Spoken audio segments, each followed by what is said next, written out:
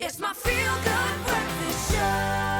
Welcome back, Feel Good Breakfast Show family. You're on Expresso right here on S3. And oh my goodness, it is the new year. And this is why today we are sitting down with Mbali Mapoli, who is somebody who is not just listen properly, a clinical as well as a beautiful lady who is a consultant dietitian. She is also somebody who continues to be an advocate for sustainable diets, along with making sure that we also know all about those diets that are culturally sensitive in terms of being diversified diets. Today we're joined by Mbali and I am so excited. Mbali, thank you for joining us. Thank you for having me. Happy New Year. Happy New Year, happy compliments of the new season. Mbali, Yes. I know that there are so many of us, myself included, we want to get into these diets, okay? But then sometimes we don't know how to do it right. Yes. And this is why we wanted you to please be here to tell us about the do's and don'ts of them. Yes. So let's start with the do's. What That's a should good we start. do? Yes. The biggest thing, the first thing is to diversify your plate. We call it variety of foods, the colorful plate, Yes. eating your rainbow. That helps because the more colors we've got in our plate, the more nutrients we have in the plate, but also the more colors tend to be low in calories. So somewhat by bulking up that plate with your vegetables, you are being smart. You're controlling your calories without starving. So that's the first 7 thing. colors is healthy. Listen. Yes! Listen, the whole 7 colors. Is it several colors or 7 colors? I say 7. 7 and me as well. Beautiful. Yes, That's the Balza. first do. The second thing is hydrating mindfully. I say that because most of the time people think they're hungry, but they're actually thirsty. It happened to me now. I almost ate another muffin because I thought I was hungry. And you were thirsty. I was. Yes. So what happens is that sometimes there's that delay from our brain telling us that we are thirsty, and then we think we are hungry. Yeah. So drink water. And it sounds like, but drink water. Yes. And any other low-calorie, sugar-free type of drinks, teas, can also be part of your like caffeine-free type of drinks can also be part of your hydration. Yes. So Can that's I a big ask you do. about one of my favorites? Yes. Aloe vera water. I mean, if it's unsweetened, yeah. Okay. I mean, Let's go. Perfect. Yes. And then the third do, and I think this one is very important, is portion control and mindfulness. Okay. When I say portion control, I'm not saying we starve ourselves and count, peas and say, oh, it's 10 peas, nothing Yes. more. But it's about looking into that plate. And just a general rule of thumb, we say for portion control for an adult, half of your plate needs to be vegetables. It's taking us back to my first do. And then the other half is going to be split between your starch and your protein source. Yes. By doing that, you are already ahead into making sure that your plate is controlled in terms of your calories and all of that. Yes. The second thing is about mindfulness. And I'm not inventing the wheel here, but it's yes. about being present at your meals. If you take a plate of meal and chow it down in 5 minutes, by the time you're done, you're going to think I'm not full and I want more. But if you take that same plate, the 7 colors plate, and take about 15, 20 minutes to chew your food, enjoy the spices. Savor the moment. Savor the moment. Yes. Then you realize that you are more fuller. Yeah. You don't feel the urge to go for more. I mean, if you want to go for more, go for more. But like, if you can be present in the moment Yeah. and really, really be mindful, that helps a lot in us, nailing this dieting thing. I love that, Mbali, and also with you talking about half of it being vegetables, half Yes. the protein and the carbohydrates. We come 100%. from the season where it was half carbohydrates and half Yeah. meat. Actually, in the Eastern Cape, I know my people, we just have full meat. It's all meat, there's no carbohydrates, There's no nothing. cover. And then us now thinking we are woke, you know what we do? We say half meat, half vegetables, and then we skip the starch because it's fat. Yes. But again, that's not the right way of doing it because carbohydrates have a space. They play a role in serotonin. They play a role in making us feel good. Once you remove them, you start having these sugar cravings because your body's like, I need that, I need that. And then sense. you, instead of getting the more complex carbohydrates, you Yeah. are going for simple sugars. So it's counterproductive in a sense. Oh wow, Mbali, you've just opened up my world because me, I was cutting out all of the potatoes and everything, but now that you say we need that, them in just yes. higher fiber so that they are more filling, they make the plate more filling. Yeah. So that during the day you find a lady saying, I diet, but by the afternoon, the sunset, I start grazing, going through the cupboards. Yes. It's because you are skipping the carbohydrates during the day. Okay, one of the main reasons is that. Oh goodness. Okay, me and my sweet tooth were going to have a bit of a conversation about more of these carbohydrates. Speak to us about, the different diets that we're going to hear about in this new year 2023. Because you kind of hear about them and you're like, yes, I want to jump into it. Why is it that I just mustn't get taken by the ones that work super quick? You know what? but they are coming. We know your juicing, your cleansing type of detox diet. That's a big one. It comes every year. I see as a trend every year. So that's coming. But also we'll see more people saying, you know what, I want to do more plant-based because there is also Veganuary coming up. So now in January there's Veganuary. So people are going to, I like that more because it's more sustainable. It's just you eating more plants. Yes. Of course, if you're a vegan, it's a different story, but more plant-based, we're going to start to see that. But then people are going to go more ketogenic diets, more benting as well. They've been around, but they come and go at different seasons of the year. So we're going to see that. And I heard also there's a cabbage soup diet. It's been around for a while. For a long time, since I was like 10 years old, my But family then it tried has to do made a comeback again. And I'm like, okay. Yes. People be bloated and farting all the time.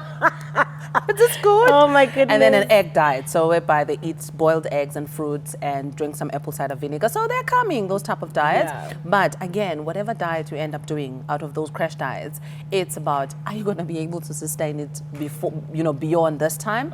But I also think even if you end up not sustaining it beyond January, whatever diet you're using, you're doing, and you lose weight, have a plan of some sort. Have a plan on how am I going, if it's that diet is going to help you eat more protein, for example, that's fine. We need, people tend to eat less protein, but carbohydrates, vegetables, and all of those things. And may I ask you please as well, because when we talk about us as women and trying to genuinely get into these new diets, why can it sometimes be a little bit difficult for us to completely just change our diet and say that we're going with this specific lifestyle plan? Why does it sometimes prove to be such a huge challenge? The biggest thing I think is influence, the societal influence.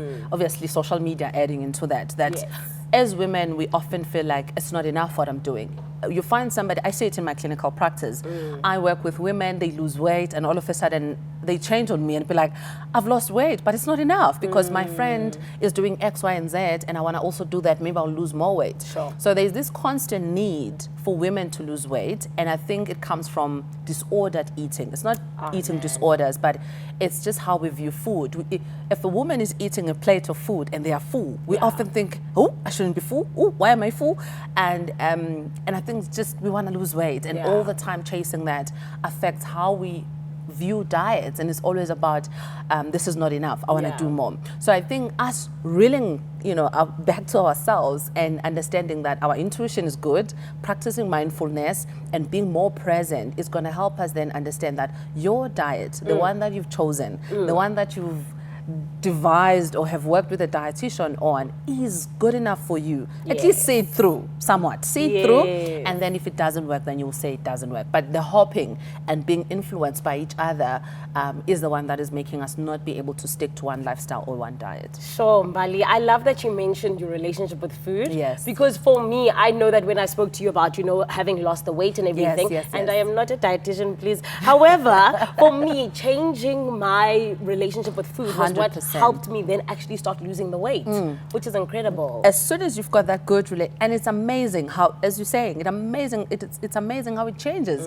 And you're like, oh, now I can eat without feeling guilty. I can eat and feel like being full is okay. Or I won't binge eat. Or you won't binge eat. Because if there's that poor relationship with food, you in front of people are hiding, saying, oh, I don't eat that, I don't eat that. When you're alone, you start binging. And it's not really, as I said, it's not a clinical eating disorder, but it's that poor relationship with food. So let's give ourselves permission to eat. I love that. And then speak to us a little bit as well, though, about, when we are trying to change our minds to be a bit constructive in terms of the way that we're now eating. How can we do that, and why do we struggle with it sometimes? Women, I think also in just like in cis relationships or in, like heterosexual relationships, women were always seen to be the people heading the kitchen, and whatever that happens in the kitchen has to do with the woman. And I think that affected again how we view food. It's like this burden on us that I have to cook this, I have to do that. But now times are changing, and I think we have to have that mentality and mindset that, you know what, I'm gonna do this. I'm gonna do this for myself. Even if my family chooses not to be eating vegetables, but don't feel guilty doing it. You have to still do it for yourself and eat more vegetables and drink more water and have more sleep if you can. Because all of those things over and above the food we eat, all of those lifestyle changes also impact as to whether you're going to lose weight or not.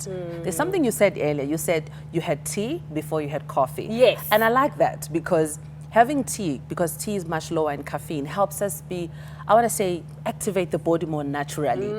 So by the time you have your coffee, you've had your tea, you've drank your water, you've had your breakfast, then you can have coffee. So having those natural wake-up calls help as well in terms of weight loss. So those small changes. I'm Look at starting you. off the year so great. Thank you, Balsa. But Mali, we all know we don't 100% have the money to sometimes go to a nutritionist or afford a Mali. So can we ask No, you? I'm pricey. I'm Oh, kidding. yeah, exactly. That's what I'm talking about.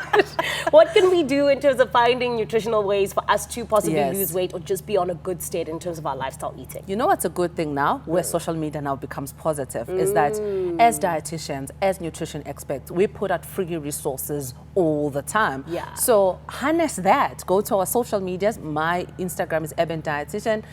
Also follow other dietitians, see recipes, see the nutritional information, the infographics that we put out. That's a good start. Yeah. And in that way, you know that the information that you are using is coming from credible sources. Yes. And then obviously you can use the internet, but there are very valid and credible professionals out there, nutrition experts that are putting out very good content. Yes. Whether it's ebooks, it's conversations, it's free webinars, all of that are tools to help you get to your weight loss goal. Yeah. And then we can talk about you affording me, of Ah, course. girl, yes. You know what? I'm going to work hard in 2024 so that I can afford you. Because Listen, honestly, but you're my girl, so I got you. Mbalza, I love it. And Mbali, with that being said as well, because of course, us going into this new year, can I ask Yeah. you about a fact and myth of some of the Yeah, things that we yeah, hear? yeah. So first and foremost, is it healthy to eat a smoothie for dinner?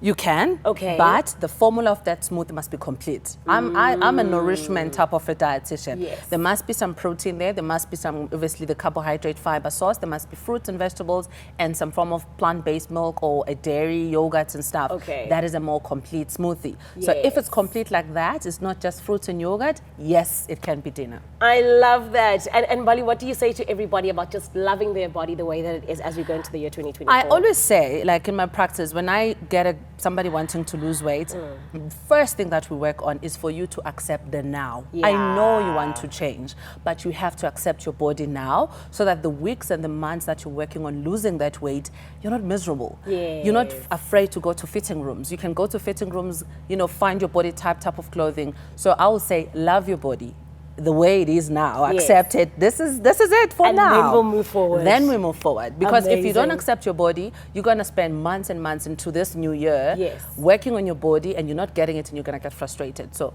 we're not saying that, okay, this is it, just let it be. Let's love our body now. Now and then work on it. I love it. Thank you so much, Mbali. And it is all about us being as healthy as we possibly can in the year 2024. You're still on your Feel Good Breakfast show right here on S3.